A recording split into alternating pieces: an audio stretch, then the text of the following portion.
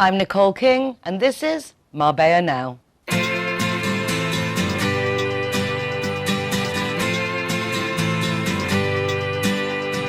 hey, it's a brand new day. Hey, hey, hey, it's a brand new day. Halfway twisted. We have a date for the United Nationalities of Marbella Summit 2021. It's on the 18th of November. It will be held once again at the Harbour Restaurant in the Marbella Marina. And I'm very excited because this year our youth are not going to be an anecdote to the event. They are going to be the central theme. We're going to be talking about our local international youth because the Spanish kids really do have a marvellous infrastructure with the town hall. Unfortunately, there is until a certain age, I kind of think it's difficult for our international children to interact, to empathise with the Spanish children, and they're at a loose if they don't have after-school activities. So we want to get them some hangout spaces, special discount offers, internships, good contracts, job opportunities, and also someone there to guide them if they're feeling lost and alone. So this is the theme of the United Nationalities of Marbella for this year. And in order to kick it off and get things going and start the conversations and show our youth how much we really do care about them, I've got a very special guest. His name is Benjamin George, and he's a dear friend's baby boy. That dear friend just happens to be Michelle Eusden, the owner, together with Stephen Eusden, of the Euro Weekly News, for which I write every week. Benjamin, baby Benjamin, welcome to Marbella Now. Thank you very much, thank you. It's really nice to actually have a chance to chat with you. We meet at events. Yeah. I've known you for at least 9 years, and just chatting before you were just 20. Yeah. So there, in a child's, when you're a child, a few years makes a big difference. From a little boy who's just 20 to the strapping young man that sits before me now. What age did you grow up in the coast? I mean, what's your story? Obviously, you're here because of your mum, and she came to live here, and you're kind of, I won't say a victim of that, but you are definitely a product of that. Well, most definitely. Everyone says to me, how did you end up in Spain? And the truth was, I was kidnapped. No, we moved to Spain in 95, 96, and we came to Spain not knowing any Spanish, and it was very difficult. It was very difficult for us to... How old were you then? My math is terrible. I was been 5 or 6? Yeah, I think 6, yeah. So it was very difficult, especially for foreigners. It isn't what it is Back in now. '96, it was a whole other world. Yeah, it wasn't another world. No, it wasn't what it is. And you know, expats since then just keep coming in the numbers. Especially when I was younger, you were always the giddy. You were always the foreigner. It was just something that, and back in them days, we took it as not an insult, but it wasn't a nice remark. And over the years, I think that I've come to love being the giddy. It is what we are, you know, and we have to adapt to this culture. Once you do adapt, it's very, very nice. Your accent is so Andaluz in the sense of, I mean, you are Andaluz. You've been here since you were a baby, basically. It's kind of disheartening, I suppose, in some respects, because I know the same here in the TV. They love me dearly, but I'm their giddy. Yeah. So it doesn't matter how good you speak the Spanish, how much paella you can cook and eat. We are, you know, we are guests in a foreign country, and we need to, I suppose, embrace that. Yeah, no, to be, you know, I travel all over Spain. I travel up to Valencia, I go to Mallorca, I go to Almeria, you know, and I'll always be the giddy bocaron, you know, from Malaga, you know, and I embrace bocaron, that. by the way, is a sardine kind of thing, and that's what they call the Malagueños. The Malagueños. One's from Malaga, bocarones. Yeah, bocarones. Very famous for doing it on the beach, in the little boats outside the chiringuitos, you know. But yeah, so I embrace that, and I take that with both hands, and I do love that about how I was brought to a different culture. Actually, they're anchovies, aren't they, bocarones? Sardinas are sardines. Yeah, bocarones are anchovies. Yeah. So yeah, okay, back to where we were. I digress. Don't stop. Keep me hungry now. You know, I can't. We do. Anyway, so. So it's something that we've embraced, and especially, you know, I've got children as well, and they're also the same way. You know, they're very, very, you know, the English mother's Brazilian, and they are actually Spanish. You know, you can't take it away from them. And there's a lot of children that I grew up with. Unfortunately, some of them didn't adapt to it. They remained in that same spot, but the majority did. You know, and for them, it's really nice to see because they could just switch in between the languages. You know, and so it's really, really beautiful. Did you find any benefits of your parents having the newspaper and being in the media world, or did you actually find that kind of like a hindrance? And a lot of kids suffer the successes of our parents. Was it easy for you? How have you found growing up in that fast-moving world? Well, I never stayed in one place very long. We were all moving about. We went to Mallorca, we lived in Mallorca. We're in Mallorca. They don't speak Castellano, which is Spanish. They actually speak Mallorquin, which is it's from Catalan, from the north of Spain. So that was a very interesting part of my childhood. We went to Portugal. We had newspapers in Portugal, Almeria, Alicante. And Alicante, they speak Valenciano, which is Valenciano. Don't ever call it Valenciano Catalan. Yeah, that won't be a good idea. I see you could be in there and done that. But apart from that, you know, Spain's full of different cultures and the way that it adapts, and the expats do adapt to that. When you were studying and you were at school, and how did you see your future? Did you have a vision for your future when you was growing up as a foreigner? Did you ever think of going to work in like just a normal Spanish thing? What were your dreams? How did you?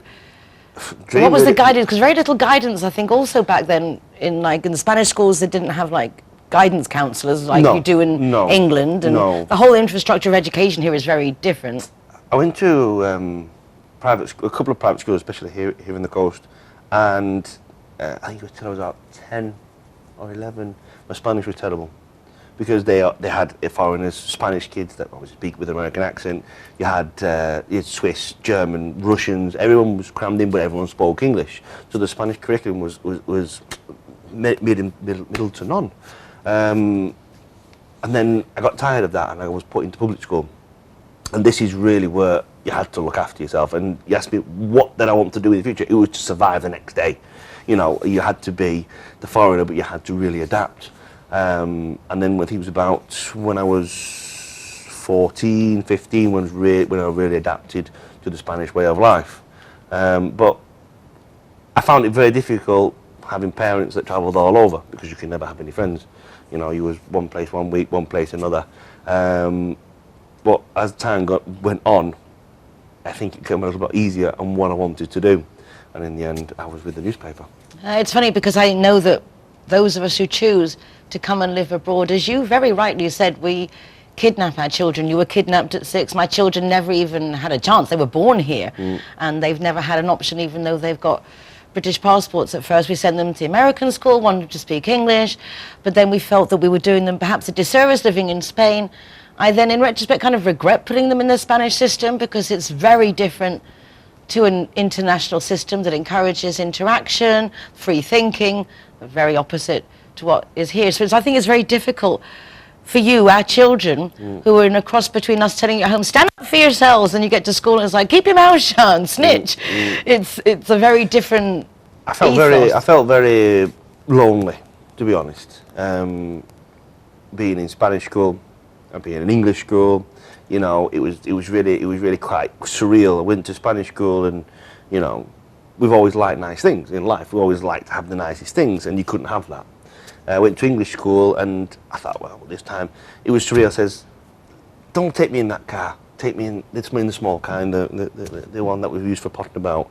And you get there, and you know, you drive a Renault Clio. You can't win. You can't win. Kids are terrible. Yeah, the thing is that I think, you know, which is part of, I think, bullying is a big issue, that they will bully you for anything because you've gone in the Clio or you've gone in the Rolls Royce.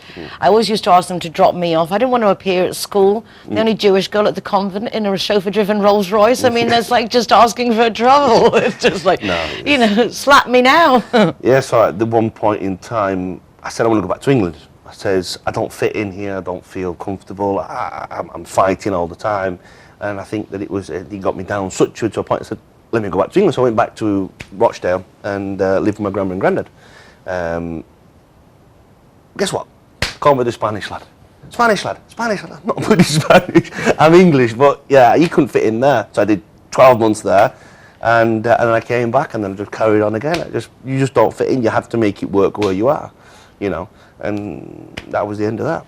I kind of think, again, knowing so many children, and I call you children with all due respect, because you are obviously a fine young man and you're not a baby. But in the sense of, I think it is hard for you all to find who you are. We're all looking for a purpose in life, but I think we've given you an additional challenge of finding out not just who you are, but where do you fit in, because you don't have you're citizens of the world, which is lovely. But at the same time, belonging is very important, and that sense of lacking of belonging is important.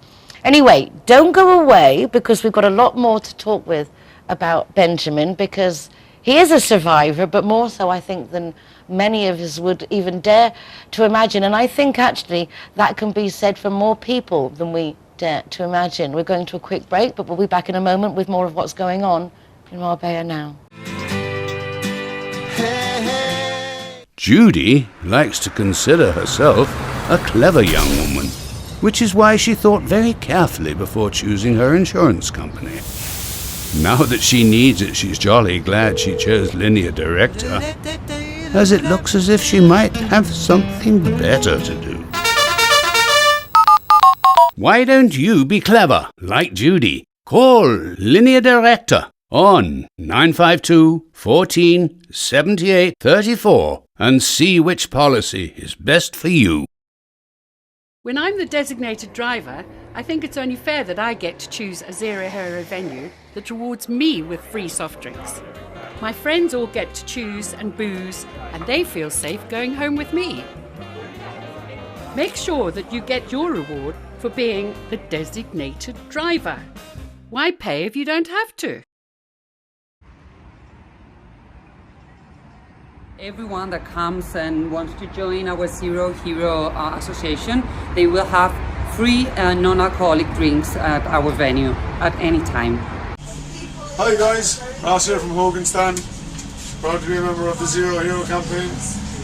And we recommend everybody. Nobody drives drinking. Everybody who drives a car doesn't have any alcohol in their system, and we're proud to sponsor the Zero Hero program.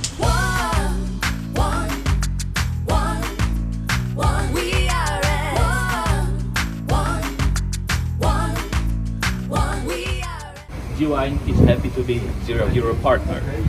How cool is that? G-Wine. Thank you. That's Clara okay. are proud to present Zero to Hero. Never drink and drive.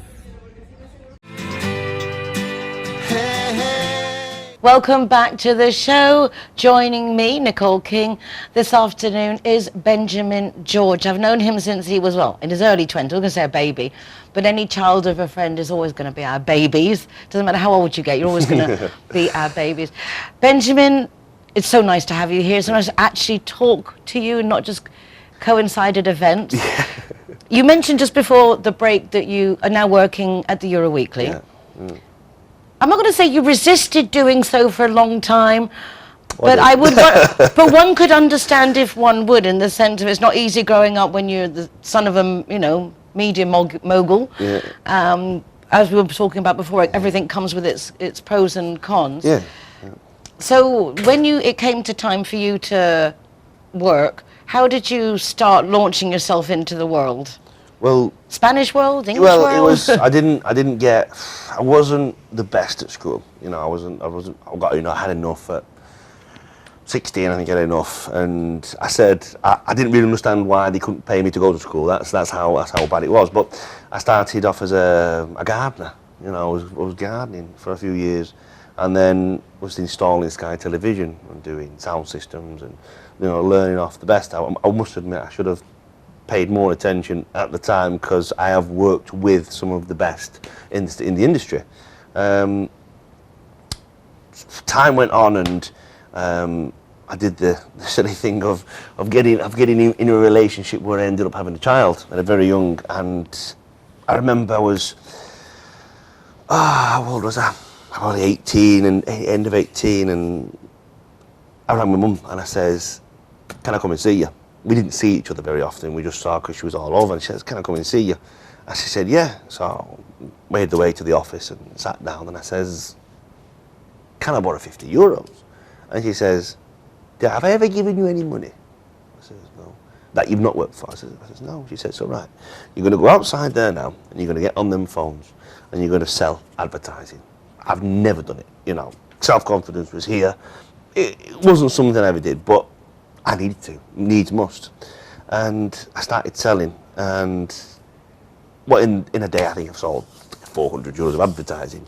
And she said, "Right," she said, "that €400 I will give to you, but do you want to come back tomorrow?" I said, "Yeah, okay, I'll come back tomorrow." And that's where it started. Do I love the Euro Weekly? I do love the Euro. I grew to love the Euro Weekly.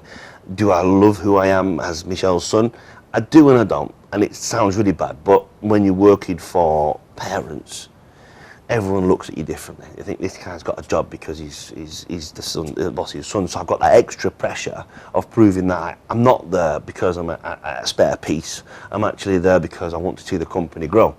So that was very difficult for me. In fact, I think this is a good moment to make, as we would say in Spanish, un inciso. Mm-hmm. Self-worth, in the sense of this thing that our society has led us to believe that we have to be worthy of in order to prove our worth, prove that we're worthy of having a job whether we're somebody's son or not, prove that we're worthy of this. I think it's one of the biggest mistakes in our society, is that just for the fact we exist is worthy enough. We don't have to prove anything. And I think this trying to live up to expectations, prove our value, prove that we're worthy of praise, prove that we can get to the exam and be the best in our class, prove that we should be loved, in the sense looking always for this revalidation. Do you maybe think that this is something? I think that the times that we live now with Facebook, Instagram, all these different things, I think you see people out and you see them, the beautiful people, and you see them driving in, you know. I was very resentful because I was working all day, I was Godsends, and I didn't understand how people could go and do these things. They go to Belgium, they go here, they go there. I'm thinking, how can they do that, you know? And you meet a lot of people, especially the ones that are not really worth talking about, but they want to bring you down because they're down.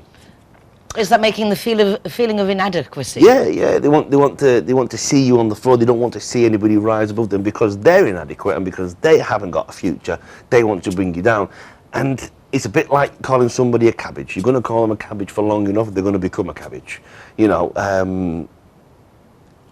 Unfortunately, my eldest son is a bit autistic, and I don't believe in treating him differently than other children. Some people say treat him, said he is different. He's not. Treat him the same and he will be the same. That's my belief. Within the way he is. I work with autistic children in my real world, so definitely fully understand in that respect.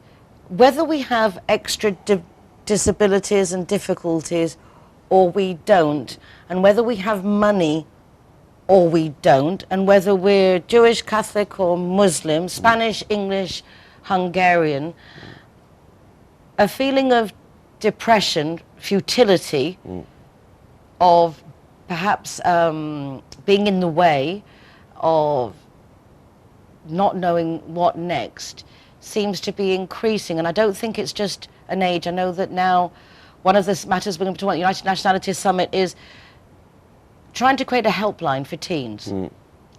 Not just teens, for anyone. But the increase of suicide attempts is up 600% between the 12, 15 and 24-year-olds. And none of us are, I think, are safe from the feeling of despair. And then you add in now COVID, loss of jobs. That's right, you know. You see the world disintegrate around you. You know, last year, what happened was you had Brexit. They frightened us all with Brexit, you know, and then you had that fear of Brexit. So everyone, especially when you're in advertising, they all stopped advertising. Worst thing you could do. And then the COVID kicked in, and people were locked up. Unfortunately, I wasn't locked up because we were pressed, so we had to go, and we still had to go to the office, but we had to wear masks, and you know, it was terrible. And then it sort of eased off, and everyone was free, and everyone could go out, and you sort of think, but yeah, this is it. We're going to be, you know, we can get back on track. The bills and everything that's stacked up like this, and you've got to think, right, well, I'm gonna get rid of all these bills, especially me, you know.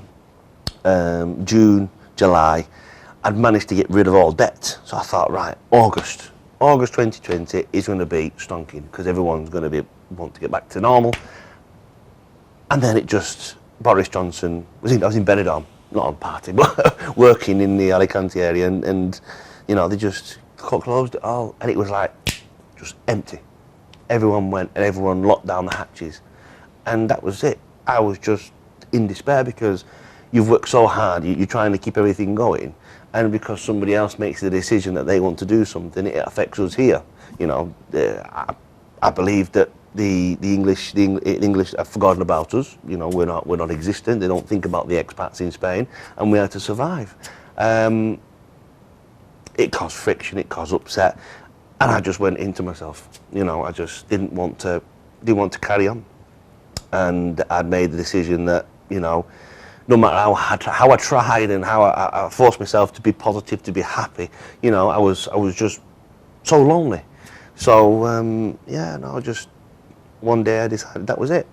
And look, I think luckily enough, I think in my unconscious state, I ended up taking some tablets and trying to finish it. And I actually called the police myself. I don't know how I could. I don't remember anything like that.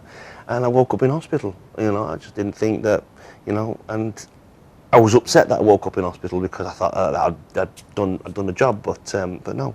And I'm glad that your inner instinct kicked in more than you can possibly imagine for you, but also for your mom. I mean, in the sense of, but for you, because you have a beautiful life now. And before we go on to that, can I ask, I know you're a really honest guy and you're willing to talk about these things. When you were feeling that despair, you have kids, big responsibility, and I know that must be just terrifying when things are so bad. You know, where even tensions with family, but you're loved and your mum. Did those things come to your mind? Or was it just that you couldn't get out of your own head, of your own despair, to even contemplate what that would mean? Or did you think they'd be better off? Do you know what you were thinking? I think that I hated myself in such a way, and I got up, I looked in the mirror, I disgusted with myself because I couldn't supply, because I couldn't feed. You know, I was just life. I didn't want to get up, I didn't want to go anywhere, and I was riding all the time. I just stopped eating. I was getting thinner and thinner and thinner and thinner, and I think it was just the point where I thought they would be upset for a small time, but then it would pass. You know, but I didn't really think, you know, especially. So you thought they would be better off without you? Yeah. I did think that. And I think that I'd caused over the years. I wasn't the best child in the world, and I thought that it was time to just, you know, give them a break. It's just so heartbreaking because it's the furthest thing that could be from the reality. But to know that somebody as intelligent and as capable as you can be driven to those extremes is exceedingly worrying. It's exceedingly worrying because you have the infrastructure, you have the people, and yet when one finds themselves in that position, there isn't anybody. There is. It's just like there isn't. I couldn't talk to anybody. My dad's not the easiest person to talk to. I think it's always harder to talk. You know, my mum was going through treatment. You know, grandma and granddad too old. You know, and I think that it was just one of them things where I thought that. You have a very positive outward persona. Yeah. Do you think that made it also hard because you present yourself to your friends and everyone is this very capable, manly, happy, everything's okay? Do you think that's why maybe then it's hard to actually maybe talk to a friend or make a close friend? Yeah, it was. I didn't. Everyone knows my family, so I didn't want it getting back to anybody. You know how I was feeling. I think it was just one of them things that. It was just at that moment, you know, and I do regret doing it, and I regret putting everyone through the stress of going through that. However, it was something that needed to be done. I think in life we have to go through stages, and at that point I needed to be reborn. And, you know, my mum said, you come and live with me. I'm not living with my mum for years. I moved out of my house when I was 16. I'm not living with my mum, but yeah, we were spending Christmas together and we sort of connected again, and I sort of found myself again. I left a lot of people behind. I left a lot of people behind. It was just get out, because you weren't doing me any good. You know, people do use you to abuse you and do use what you have to get something.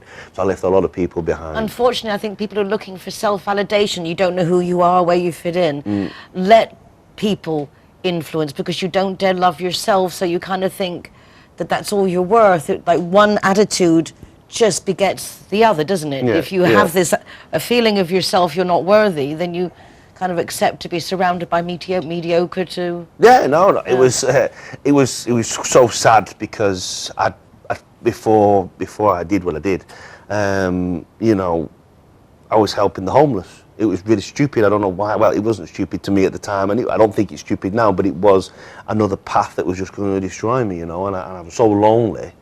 I'd go to them and say, if you want a shower, if you want something to eat, you know, well, I just wanted company.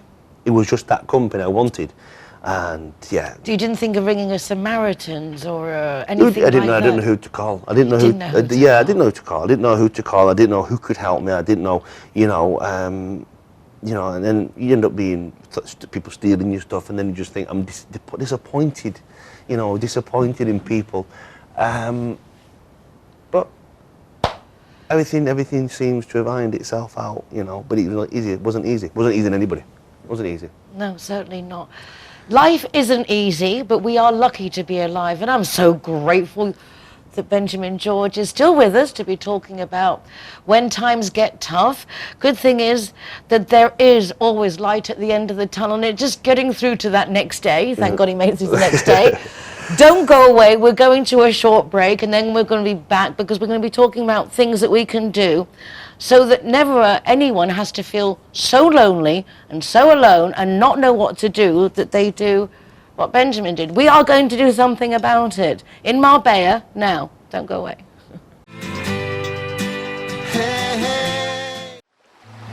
Sometimes it's nice to just get lost in the moment without a care in the world. However, if something does come up and you find you're actually lost, it's also nice to know that you can call Linear Director to come and find you. Call Linear Director on 952 14 78 34 to see how they can better your life too. Zero Hero, welcome here at the Gaucho de Banús.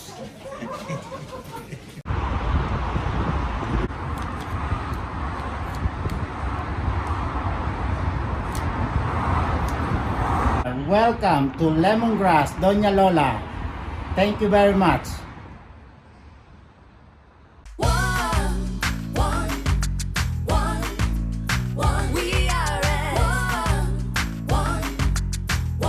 Zero Hero, welcome to Portofino, Cabo Pino.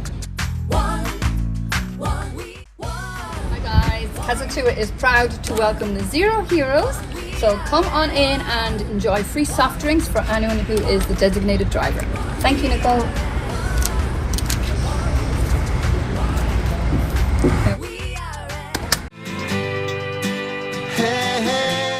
Welcome back to the show.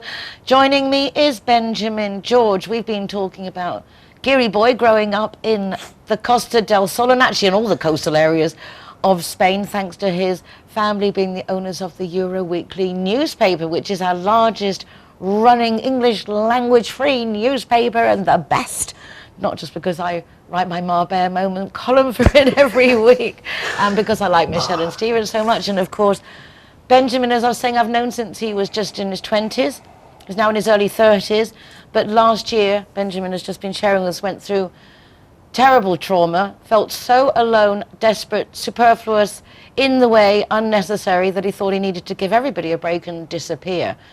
Thank God he didn't succeed. So happy your natural instinct kicked in, because together, you and I, I think we can be good allies here, because the United Nationalities of Marbella Summit this year is 100% dedicated to our international youth. We do a lot of preaching of party, wear it, share it, the glitz, the glamour, the drinking, the 2-for-1, the happy hours. So in our international community, there is a strong need for a community spirit, for the kids to know they're not alone. And Benjamin isn't alone in the sense of, are you foreign, are you Spanish, are you English, where do you fit in, which group is yours, what are the prospects for growing up and employment when the contracts aren't that good with the international tourism in the summer, meaning they can hire whoever, and it's a very fake, surreal, superficial world that we live in, isn't it? No matter how much our day-to-day is, say, Spanish or... Yeah, no, I think that, you know, it's the people that are hiring, you know, especially bars, restaurants, nightclubs, everything, especially in this area, you know, you have to be either English or speak English. This is one thing that the Spanish are not so happy about, because obviously a lot of people that, you know, that need a job have to speak English, but there is lots of opportunities.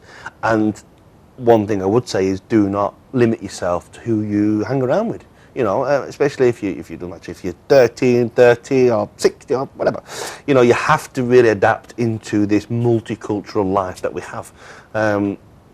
I have friends that are Russian, Scandinavian, you know, Dutch, you know, and they've all got different opportunities, and you can go many places.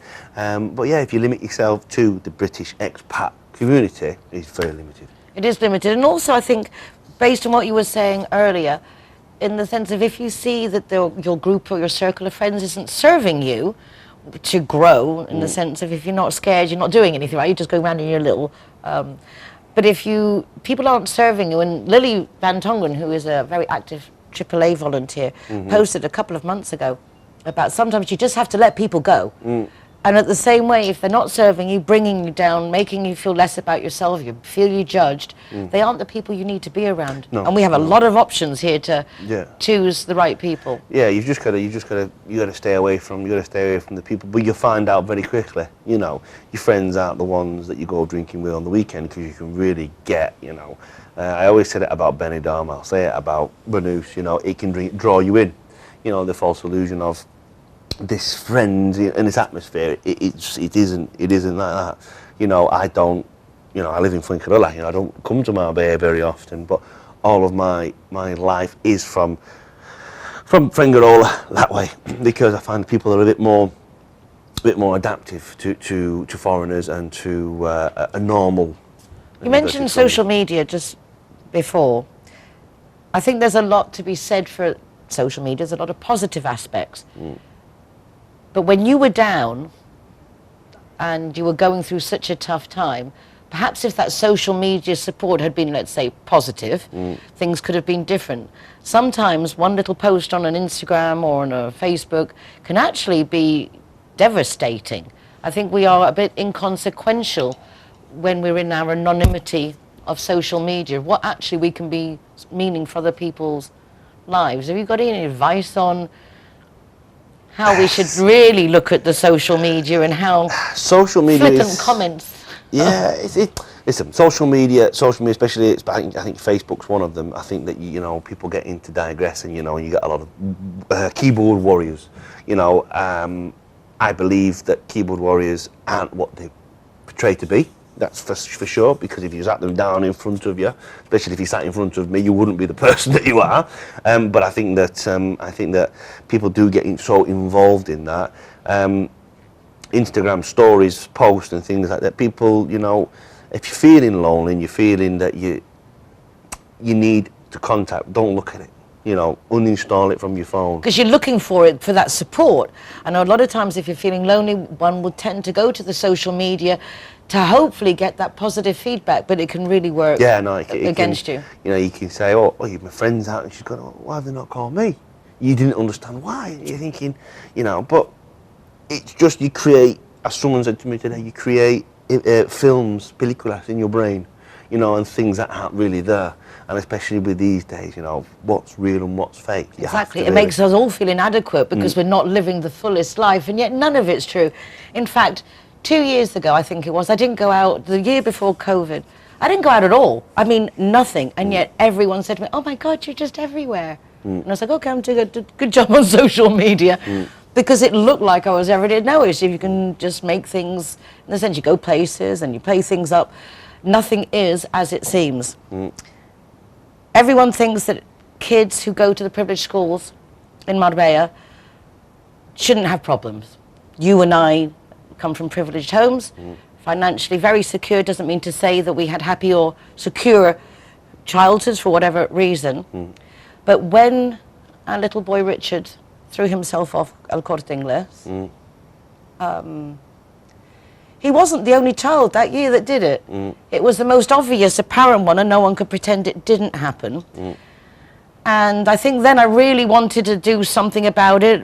We've been shut down and COVID, and it's not limited to fathers with children with financial things. It's little boys who go to very privileged schools who perhaps parents just aren't going through a good place, or they just aren't there at the right time because things are going on. Someone wrote something on Facebook. We've been talking about trying to get some kind of helpline going. Do you think if at that time there had been something, we've been talking locally about suicide, desperation, wanting to give up, not being able to cope, it not being shameful, more of us go through it than wouldn't, and having, as you said, you didn't know who to call, having that awareness that there is someone to call, do you think that would have made maybe a difference? Do you think it could make a difference? Would we be wasting our time going up that route? No, you wouldn't be wasting your time. I think there's one thing that if someone have physically gone, you come in with me, we're going to go and do something, it doesn't matter what it is, a walk in the camp or a walk on the beach, something like that, you know, and share that experiences, you know. I have been to groups since after, you know, and I've shared a lot of things and I've heard a lot of stories, and it was incredible to find out that I wasn't alone.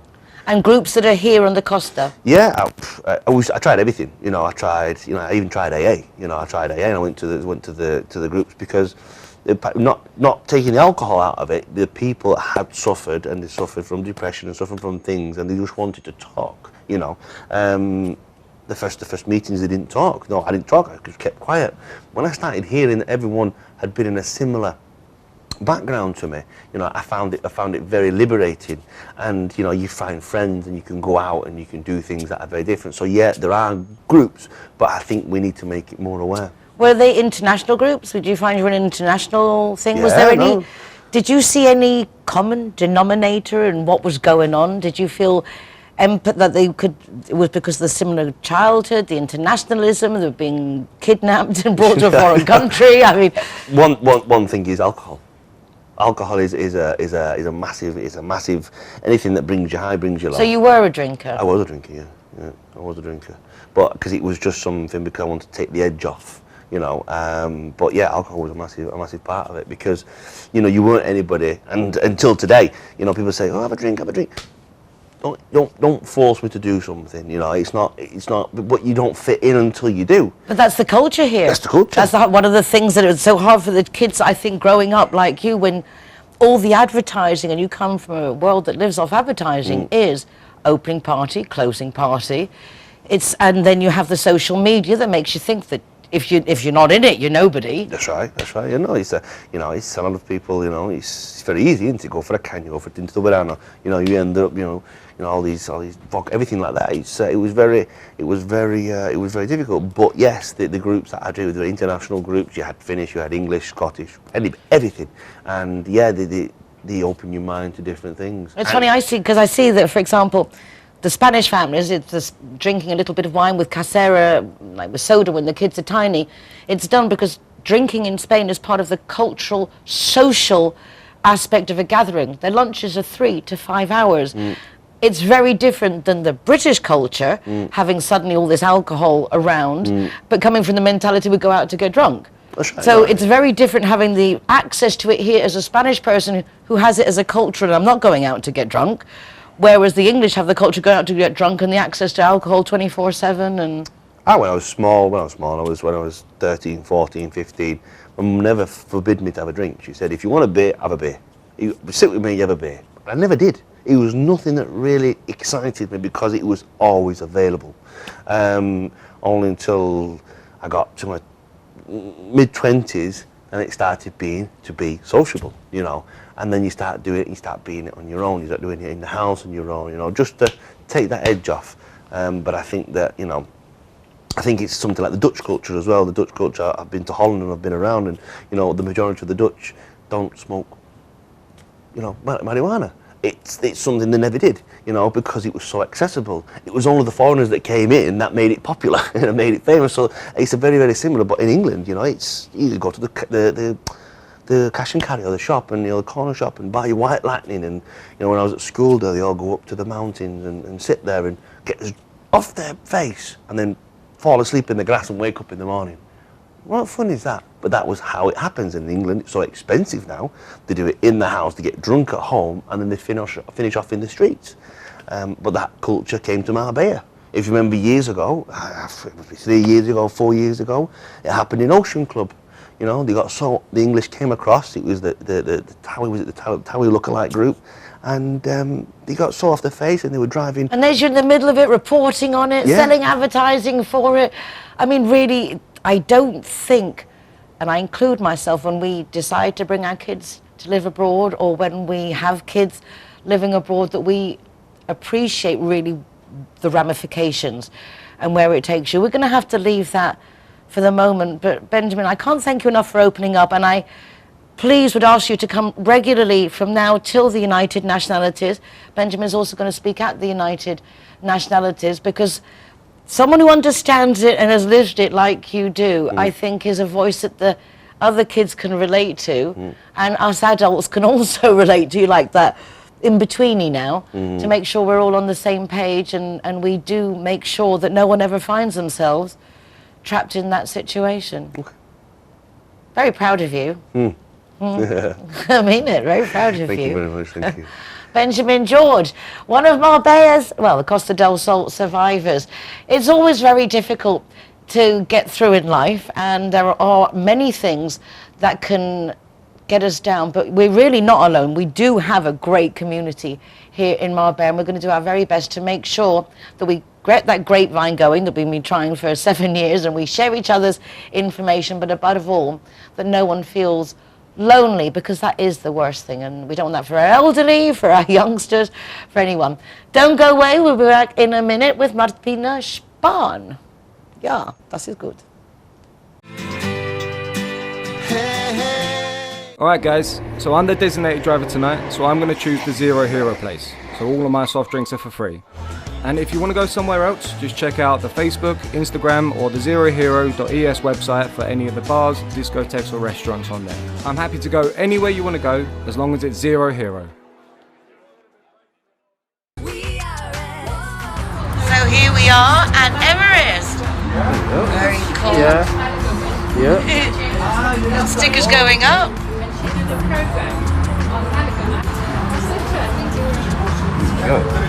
Hiya, my name is Govinda. I'm from Everest. Welcome to Zero Hero, to Everest Fusion, to enjoy your cocktails, drinks, and happy hour as well. And food, of course, is delicious. Thank you.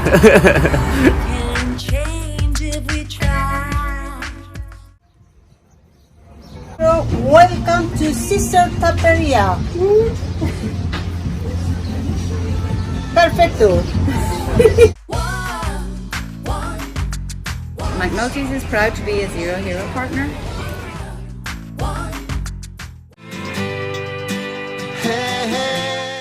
I hope you have been watching the whole show, because if you had, you would have met Benjamin George, and he has shared his experience with us of such desperation that he really thought he was doing his family a big favor by checking it out of this world. Thank God, instinct kicked in. He was taken to hospital on time, his stomach was pumped, and he's done all the things one needs to do to get back into life. And he's ever so happy now, and he has a lovely girlfriend, and I'm sure he is so confused as to how he could have got to where he was. But people do get there. Many of us get there. I was there. That's why I ran away to Marbella when I was 18. I was like, yeah. So to address this issue in the United Nationalities of Marbella 2021, youth is our main theme. hangout spaces, decent jobs, internships, real contracts, and also a helpline. Somewhere where we can call if we're feeling desperate, lonely, superfluous, to just talk to somebody. And helping me with that is my dear friend Martina Spaan, because she's very much involved with the Rotary, the e-Rotary, and their project, one of their main projects, coincidentally, happens to be Agárrate a la Vida, Hold On to Life, which is exactly the same thing. And guess what? They're also trying to get a helpline started. So how, isn't it perfect, Martina, that... Oh, absolutely. I mean, not perfect, it's a horrible subject, but when I said to you, Martina, this is a subject, do you have any one that you know can help me with this? And you said, well, actually, my group is doing exactly this. Yes. It's actually not my club. I just have the great honor of being an honorary member of theirs, because I'm a member of the E-Club of Silicon Valley in California. But the E-Club here in the district, District 2203, El E-Club del Mediterráneo, as you say, they have this marvelous project, Agárrate a la Vida, Hold On to Life. And I brought you 2 masks, which they have sent to me for you. Thank you so much. Thank you so much. I thought one for you and one for your daughter, because your daughter is, as I know, working with very young children, and it's so important to give children at a young age great support, and your daughter is doing this, so I thought I'd give you a second one also for your daughter. This is so true in the sense of, when I'm thinking just about the incentives I tried to set up for the United Nationalities of Marbella Summits 2016, 17, 18, 19, 20 for the kids, those kids at 15-year-olds are now 21. Yeah. In the sense that they would have created a habit of going to the movies every day or every week with their friends if the movie theatres had that foresight to give them special offers and things and a place to hang out. In the sense, I think our community has got a lot to answer for in creating these spaces and places for our kids, because a few years at a young age makes a big difference. Oh, absolutely, it's crucial. If we miss that opportunity when they're young to give them self-worth, everything. Yes, exactly. You have to build the base when they are young. And very often, unfortunately, it doesn't come from home. So you have to build it in the preschools, in the kindergartens, in the schools. And this is really a task that's so utterly important that for many decades we did not realize how utmostly important it is to also fund the kindergartens, to fund preschools. I know many school systems where only high school was funded because they thought, oh, this is when they finish school, this is important. No, it's important to build when they are growing up, because this is when you plant the seed. You also don't start with a plant when it's this high. You start with the seed, and it's the same with people. The first six years are everything. 3. Then if you go emotional body, the 3 first years. 3, and then the next 3, but people don't realize, and everything we are is based on those cells replicating on what we already are. So the better we are, the better replication. I mean, sometimes it's as basic as that. So early stimulation is important, feeling of self-worth, which is something with our guest, with Benjamin. I think a lot of people suffer with their purpose in life, but if you don't have self-worth at the same time, it makes life very difficult. With the Rotary, you help many groups. Homeless, desperate, international, and a lot with education. Your whole life is really universities, education, curriculums. You're a big one for education. I love the passion you have for education. Well, education, I've been in for 20 years as a volunteer with the boards of the German schools. And then, of course, the Rotary is so based on helping humanity. When you think the Rotary Foundation that funds all this, and I had the great luck to chair the Rotary Foundation Committee in my old club, and now in my new club in Silicon Valley, I chair it again, because this is Rotary's own charity. And when you think that Archclumph, more than 100 years ago, in 1917, founded the Rotary Foundation with $26.5, $26, not even $30, and it's grown to $1 billion, to over $1 billion. And this, of course, can support so many projects that are in education alphabetization, helping mothers and children, and also peace building. I mean, the grant, I've talked so often about the grant that we have with the Rotary Club of Medellin in Colombia. And we are in schools where children have lived a civil war. Colombia had 52 years of civil war. And we go into the schools and we help the children to show them that a conflict, because conflict is inherent to life. We also have conflicts in our daily life. It's not just because you had a civil war. No, we all do, because the moment you deal with people, there is a chance for conflict. But it is a chance to grow. It is a chance to learn. It's not, oh my God, she doesn't think like me, so I have to fight it. I have to bully it, her, him, whatever. And this is so important, because then it gets transported into society, and you get a more peaceful society, a more empathetic society, little by little. I have to say, one of the best traits that I've noticed with you over the years, and when I met you at the United Nationalities summits in previous years, is your ability to listen and not judge, even when you think that person is talking absolute poppycock. I mean, that isn't easy to do, because you're a strong personality, you're a strong woman, you have strong convictions, and I admire that very much in you, that how I can see that you listen and you do take it on board. And I think that is so fundamental, even though it sounds like so far from what we believe.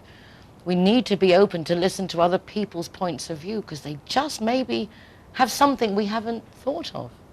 Absolutely, and you cannot judge anybody unless you haven't walked I don't know how many miles in other people's shoes, but because you never know what somebody has just been through. Even though you walk into a shop and somebody barks at you and you don't know the person, you think, oh my God, what was this? You don't know what happened to the person this morning. Somebody very dear may have died, or we don't know. Yeah, we all take things, I think, way too personally, which again we were talking about with Benjamin. You see someone on Facebook and your friend's out with someone else and they didn't ring you. You've got a whole story going on in your head of why they're ignoring you and you're not loved anymore or whatever.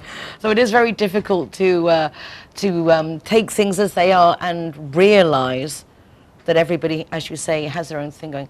Rotary International is different to the other Rotary groups, isn't it? Because, I mean, you've got so many different Rotary. You've got Saeco Amadas, New Rotary, Costapolitan going on. And no, we are all Rotary International. So everything belongs to Rotary International? Exactly. Okay. And basically all the Rotary clubs are associations in their countries. So they're all associations in their own right, but we all come under the hood of Rotary International. We pay a fee to Rotary International, and we come under that hood.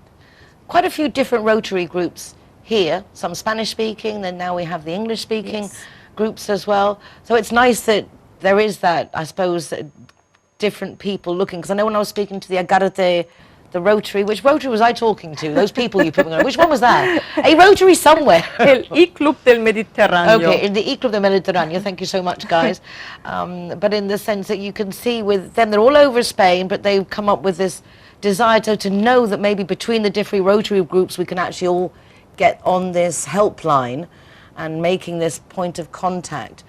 And it's kind of funny, actually, because, not funny, ironic, Benjamin was talking about, say, financial difficulties, and if you think of the first Wall Street crash, how many people committed suicide? Because if you lose money, I know you are an investment whiz, but even an investment whiz can, when you take a risk... In the last one, it happened to me. I mean, somebody called me when I was already completely nervous. I had not asked the person for any advice whatsoever.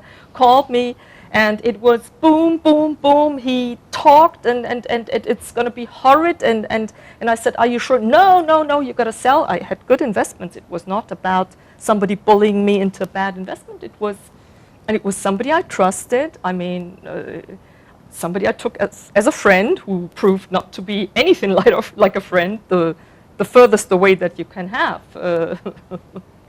Well, there were people, you know, if you have such friends, you don't need enemies anymore.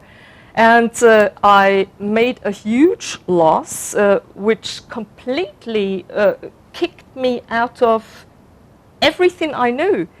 I was falling into a huge depression, especially I looked after my family's money, and I was just, so I do understand, and I found help.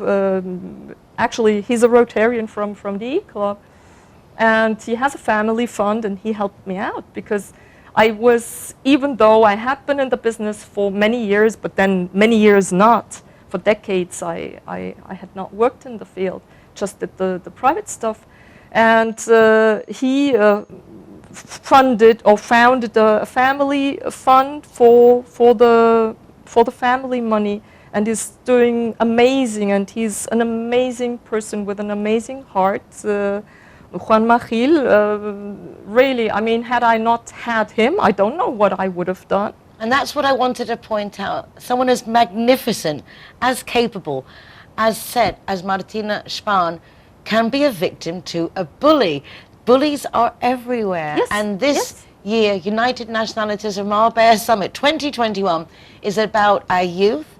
It is about having decent places for them to hang out, decent internships, good job opportunities, real contracts that give them credit, ratings for them to be able to then have solid futures, a helpline for anyone who's feeling desperate. And I think at the same time, I haven't had it on the list, but it's definitely come up today with Benjamin before and with you. Bullies are everywhere. We have to make sure that we feel really comfortable in our own skins so that it doesn't affect us. We're going to have to leave it there. May I say one more sentence? Yes, of course. Juanma was, for a long time, for months, not assessing me on finance. He was more like my psychiatrist. Sometimes he listened to me for an hour, and when we had finished, and he said, "You will be fine, you will be fine." I was like a broken record, and So I it was started someone to anew. talk to. Oh, absolutely. At one point, because he's a Rotary colleague, but that does not mean that a guy who's an industrial engineer with a big company and an investment fund helps you out the way he did, being there for me. And at one point I asked him, "Why do you do that?" And he said, "Because I believe in the values. I'm deeply Catholic, I'm Christian, I deeply believe in the values, and I only ask one thing of you. I do it because I know people who in your situation have killed themselves, have taken their own lives. And whenever you meet somebody whom the same thing happened to, the only obligation that you will morally have from now on is to do the same thing what I have done for you, I want you to do for them." Hashtag better together. That's it for today. Thank you for joining us. Take care of yourselves. If in doubt, ring me. Ring Martina. Ring Benjamin. Make it through to the next day. Agárrate a la vida. Hold on to life. We're privileged to be alive. I don't know what our purpose may be, but we're here. Let's make the most of it. Take care of yourselves. Be nice to each other. And join us again next week for more of what's going on in Marbella Now. And a lot of it is going to be, as we say, behind the scenes, community, building a better future for us all here. Hashtag better together. Without us. Thank you. So much trouble tearing us apart. Poison arrows shoot